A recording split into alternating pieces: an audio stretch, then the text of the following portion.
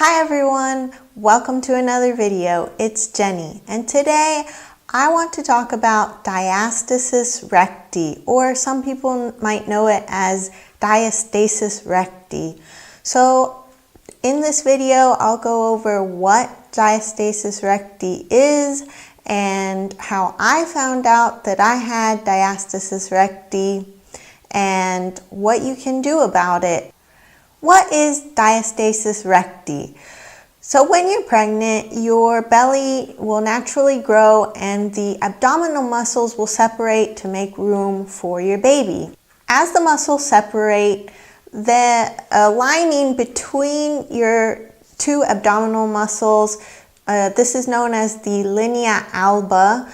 This is connective tissue and it stretches with your muscles and it becomes thinner and thinner. Diastasis recti, or DR, occurs when that connective tissue becomes so thin that your muscles are weak and they cannot pull back together after postpartum. A lot of people know this as mama belly, baby belly, mama pooch, and basically your stomach protrudes outward and you usually look like you're still pregnant. Sometimes, if that connective tissue between your abdominal muscles becomes too thin, you can actually have a tear in the connective tissue, and this causes a hernia where part of your intestine can poke out of this hole in the connective tissue, and that can be life-threatening in some instances. So why am I talking about diastasis recti? Well, after I had my baby, I was visiting with a friend and we were discussing how I feel and how everything went, and she mentioned that one of her family members seemed to have a problem because she still looked pregnant years after she had her baby. And I told her, I think I might know what's wrong. So I explained that I have something called diastasis recti, where your abdominal muscles separate. And I also had an umbilical hernia due to this muscle separation. And I told her that there are some exercises that her family member could do to help bring those abdominal muscles back together. And her reply was, "Oh no, I could never tell her that. I think she's very sensitive about it." And that just made me kind of sad to know that there are moms out there who have a medical problem that could be helped with by doing exercises, and they're too embarrassed to talk about it, and their family members or friends maybe can't talk to them about it. And so because I'm on YouTube, that's what YouTube's all about, sharing information. So I decided to share my story and how I've dealt with diastasis recti. So how did I discover that I had DR, or diastasis recti? Well, it started when I noticed there was a bluish purple bruise around my belly button. And I didn't worry too much because I had read that that was common, and that was the start of linea negra, which is basically that line that runs from your stomach all the way up to your rib cage, and it happens in a lot of women when they're pregnant. But nevertheless, I went to my OBGYN and I showed her my belly button just to be on the safe side, to make sure that it wasn't a bruising. And she said it was perfectly normal and that it was pigmentation and the start of this linea negra. Later on, maybe around 6 months, I noticed that my belly button started to poke out. So yay! When you see your belly button poking out, it's like this real sign of pregnancy and it's cute. But my belly button would poke out and then it would go back in, and it would poke out and it would go back in. That's when I thought maybe I had a hernia. And so again, I went to my OBGYN and I showed her my belly button, and she told me that yes, it very well could be a hernia because your abdominals separate when you're pregnant.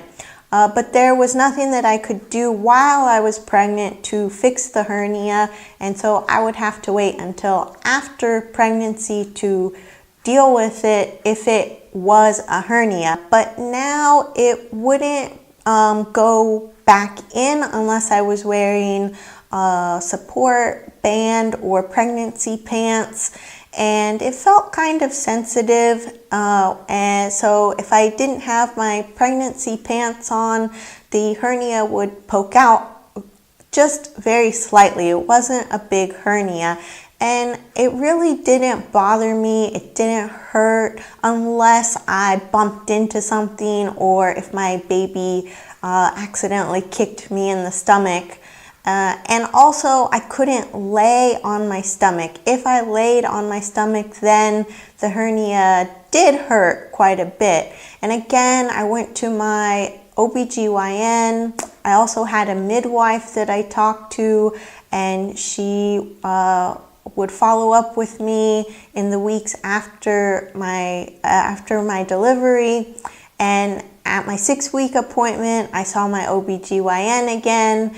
And I also went to my general physician to talk about my hernia and the diastasis that I had. So this went on for about 3 months that I talked to them, and they all told me that this could go away on its own and that I didn't need to worry too much unless I really started feeling some pain or I noticed something really wrong. My OBGYN and my general physician also checked me for diastasis recti, and they did confirm that I had diastasis recti.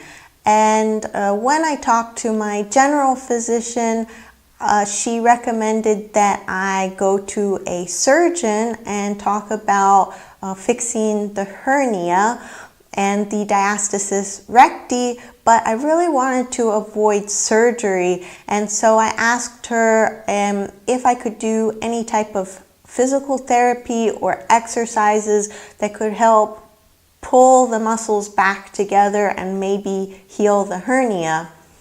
And she said I could, and so then I went to physical therapy. The physical therapist that I had was specialized in treating postpartum women with diastasis recti, but she didn't have so much experience with hernias. And so the exercises that she had me do, I was in a class with other women, and I went once a week and I started to do these exercises. And when I was at home and I had some free time, I tried to do some of the exercises at home, and I did notice that it helped, but my hernia did not go away, and I didn't feel like the diastasis recti was completely fixed, that my abdominals had come back together. And I talked to the physical therapist, and she also checked me and the size of my diastasis recti. I had a 1.5 to 2 finger gap, and the physical therapist said that that's actually quite common in postpartum women, anything from a 1 inch to a 2 inch gap. And so she said, just keep doing the exercises and that should help you. So I did physical therapy for about 10 weeks, and it helped, but like I said, it didn't bring the muscles completely back together. And so I knew I had to do something else to fix the diastasis. I didn't give up, and I did not want to go down the route of having surgery. During pregnancy, I did gain a lot of weight like most women do, and this weight gain actually made the diastasis probably worse, and also the hernia, because that internal pressure and that weight is really bad for the muscle separation, and it puts stress on that connective tissue that connects them. And when I had gone to my general physician, she had told me that I needed to lose weight. And of course I knew that I needed to lose weight, and but that's not something that's so easy. At least it wasn't for me at the beginning of my journey as a new mom. And so I had to wait until later before I could really focus on losing weight. And so around 7-8 months postpartum, I started really focusing on my diet and losing weight, and I also started incorporating some more Diastasis Recti friendly exercises. After about 1 to 2 months of doing this, and I was doing the Diastasis Recti exercises about 4 to 5 times a week, I did notice a big improvement, and the hernia went back in, so it wasn't sticking out anymore. And so that was a really big improvement. And also I could finally lay on my stomach and it didn't hurt. Again, another really big improvement. And I've recently checked myself to see if the diastasis has improved and if the muscles have come back together. And I'm happy to say that the top part of my abdominals feel like they're closed, and the bottom part of my abdominals also feel like they've closed up, but I still have some work to do in the area around my belly button. So where the umbilical hernia is, I can still feel that there is a gap, but it's not a 2-finger gap. It's more like a 1 to 1.5 finger gap, I would say. And so the reason that I'm bringing up the topic of Diastasis Recti is because when I found out about it and I tried reading about it, there wasn't a lot of information. And this isn't something that I had read about in a pregnancy book. This wasn't something that my OBGYN or midwife or doctor had talked to me about previously. They didn't talk to me about it until I brought it up with them. But it can affect about 60% of women postpartum can have Diastasis Recti. So it's really amazing that there aren't more videos and information out there about this.